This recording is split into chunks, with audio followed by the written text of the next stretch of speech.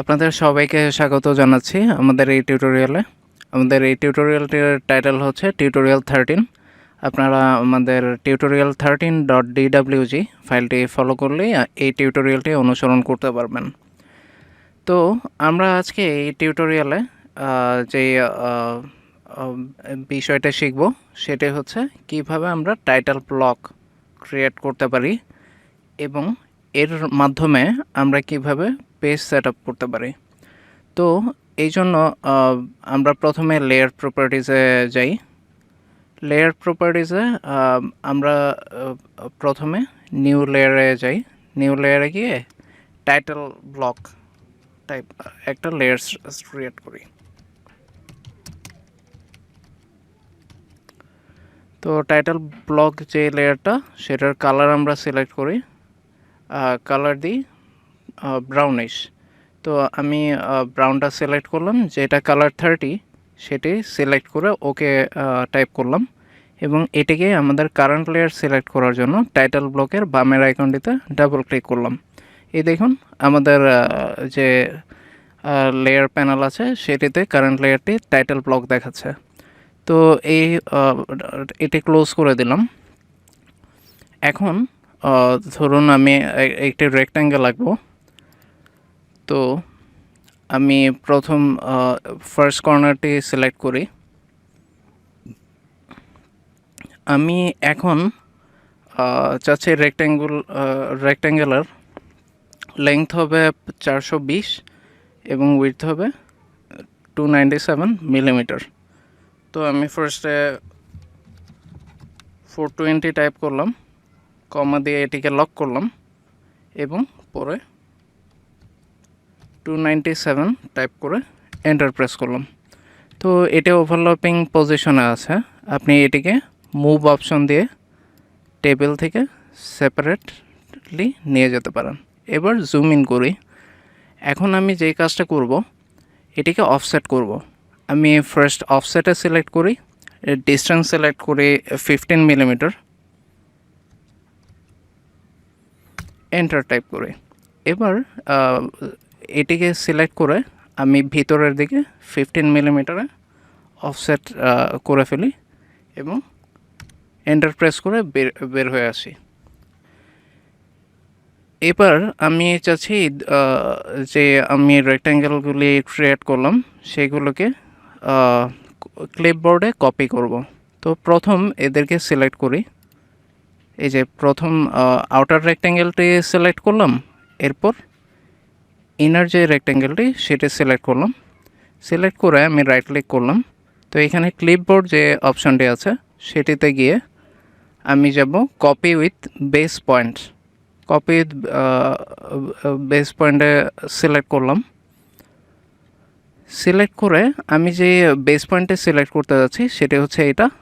তো এই দেখুন আমাকে মাউসের কার্সরটি এই পয়েন্টের উপর নিয়ে যাওয়া মাত্রই আমাকে ডাইমেনশনগুলো দেখাচ্ছে 420 মিলিমিটার এবং 297 মিলিমিটার। তো আমি সিলেক্ট করলাম পয়েন্টটি। তো পয়েন্টে সিলেক্ট হয়ে গেল বেস পয়েন্ট। এবার এসকেপ প্রেস করে আমি বেরিয়ে আসলাম। এখন আমরা যেই জায়গাটিতে কাজ করছি অটোক্যাডের এই গ্রিড লাইন সম্বলিত যে জায়গাটি দেখছেন, আমাদের কারেন্ট কাজটা হচ্ছে মডেল স্পেসে আমি কাজ করছি। এখন আপনি যদি দেখতে চান এটি লেআউট ভিউতে কেমন আসে, তো লেআউটে ক্লিক করলেই আপনি দেখতে পারবেন। তো এখানে দেখেন একটু অগোছালো দেখা যাচ্ছে, মানে আমি ফুল ভিউটা পাচ্ছি না এবং কিছু আমি টেবিল দেখতে পাচ্ছি না, তারপর হচ্ছে আমার টাইটেল ব্লক দেখতে পাচ্ছি না। তো এই জন্য আমাদের যেটা করতে হবে পেজ সেট আপ করা লাগবে। তো আমরা আস্তে আস্তে এই কাজটি শুরু করি। তো আমি কারেন্ট যে লেআউটটি দেখছি, এই লেআউটটি যেই ভিউ পোর্টে দেখা যাচ্ছে আমার সেটি দরকার নেই। আমি সিলেক্ট করে এটিকে ডিলিট করে ফেললাম। এখন আমি চাচ্ছি আমার পেজ সেট আপ করতে। আমি যে টাইটেল ব্লকটা ক্রিয়েট করেছি সেটি এই কারেন্ট লেআউটে এনে আমি চাচ্ছি এই জিনিসটা সেট আপ করি। তো আমি ফার্স্টে যেটা করব, এইখানে গিয়ে রাইট ক্লিক করব। রাইট ক্লিক করে ক্লিপবোর্ডে গিয়ে পেস্ট অপশানটি সিলেক্ট করব। দেখুন আমি মডেল স্পেসে যে টাইটেল ব্লকটি ক্রিয়েট করেছিলাম ব্রাউন কালার, সেটি এখানে দেখাচ্ছে, কিন্তু এটি এই পেজে ঠিকমতো ফিট হচ্ছে না, কারণ আমি পেজ সেটআপটা এখনও সিলেক্ট করিনি। এখন আমাকে স্পেসিফাই ইন্টারসেকশন পয়েন্ট জানতে যাচ্ছে, তো আমি এটার যে কর্নার আউটার কর্নারটি আছে সেটিতেই পয়েন্ট সিলেক্ট করলাম। এখন দেখুন এটার কারেন্ট অবস্থা এরকম যে আমার যে টাইটেল ব্লকটি সেটি হচ্ছে আমার কারেন্ট পেজের থেকে অনেক বড় দেখা যাচ্ছে। তো আমি এটি চেঞ্জ করার জন্য লেআউট 1 যে জায়গাটিতে আছে সেখানে গিয়ে রাইট ক্লিক করি। রাইট ক্লিক করে পেজ সেটআপ ম্যানেজারে যাই। পেজ সেটআপ ম্যানেজার আমি সিলেক্ট করার সাথে সাথেই এরকম একটি ডায়লগ বক্স আসবে। এখন আমি চাচ্ছি এটার ডেফিনেট একটা নাম দিতে আমার যে কারেন্ট পেজের। তো আমি নিউতে যাই। নিউ এখন আমাকে বলছে নিউ পেজ সেটআপ, আমি যেটা করতে যাচ্ছি সেটার নামটা কী হবে।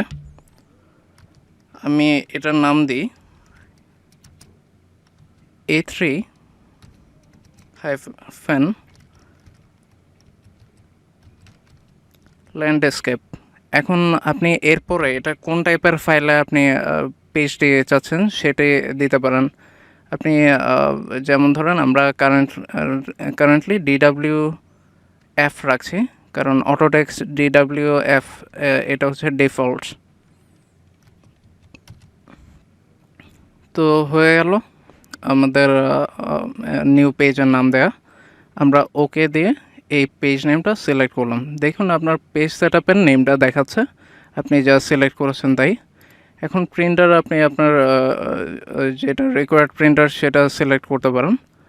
আমি আপাতত DWF ই প্লট যে প্রিন্টারটি আছে সেটি সিলেক্ট করলাম।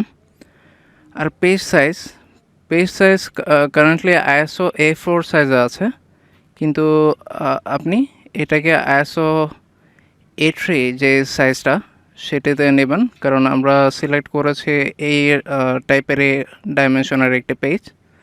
তো এটি সিলেক্ট করলাম। এখন প্লট এরিয়া মানে ওয়ার্ড টু প্লট, এটা আপনি এক্সটেন্ড সিলেক্ট করতেই দেখুন যে আপনাকে এখানে রেড মার্ক করে এক্সটেন্ডটা দেখাচ্ছে। তো প্লট অফসেট আপনি এটা XY এর সাপেক্ষেই করুন এবং সেন্টার দ্য প্লট। এখন এই চারপাশে যে রেড লাইনগুলি দেখছেন তার মানে এটা এখনও ফাইনালি সিলেক্টেড হয়নি। তো এটা নিয়ে কোনো টেনশনের কিছু নেই। আমরা যখন ফাইনালি ওকে প্রেস করব তখন এটা তার নর্মাল পোর্শনে চলে আসবে। এবার প্লট স্টাইল টেবল আমরা এটা মনোক্রম রাখি, মানে প্লটটা কোন স্টাইলে হবে, এটার কালারটা কী হবে, ডিসপ্লেটা কী হবে। আমরা নর্মাল ডিসপ্লে সাদা কালোই দেখি এটি।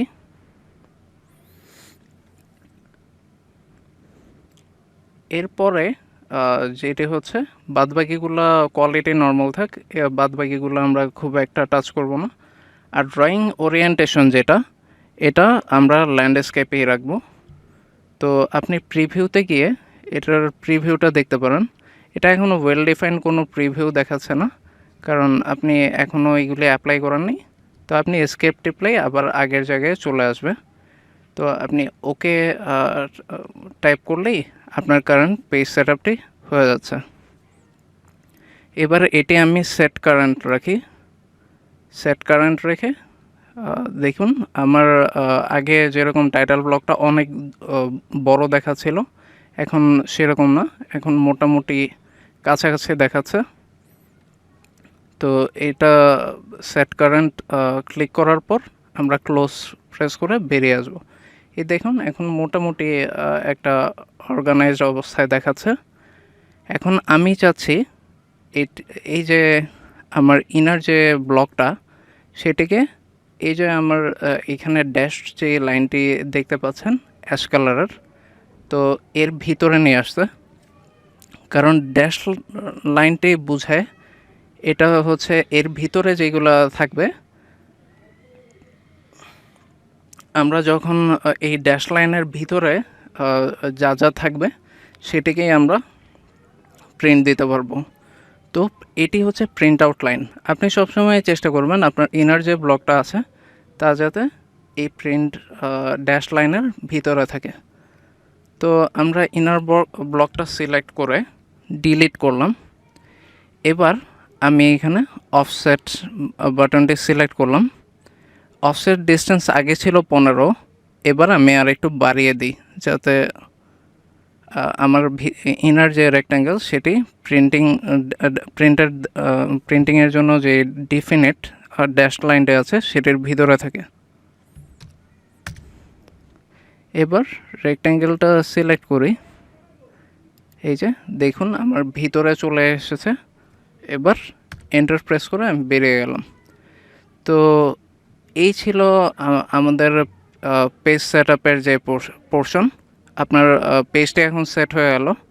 এখন আমরা এরপরে দেখব কিভাবে আমাদের মডেল স্পেসে যে অবজেক্ট, তারপর টেবল আর টেক্সট গুলি আছে সেগুলোকে কিভাবে এইখানে আনা যায় এবং কিভাবে এই লেআউটটিরও নামকরণ আমরা করতে পারি। আমাদের এই ভিডিওটি এখানেই শেষ হলো। আপনাদের সবাইকে ধন্যবাদ।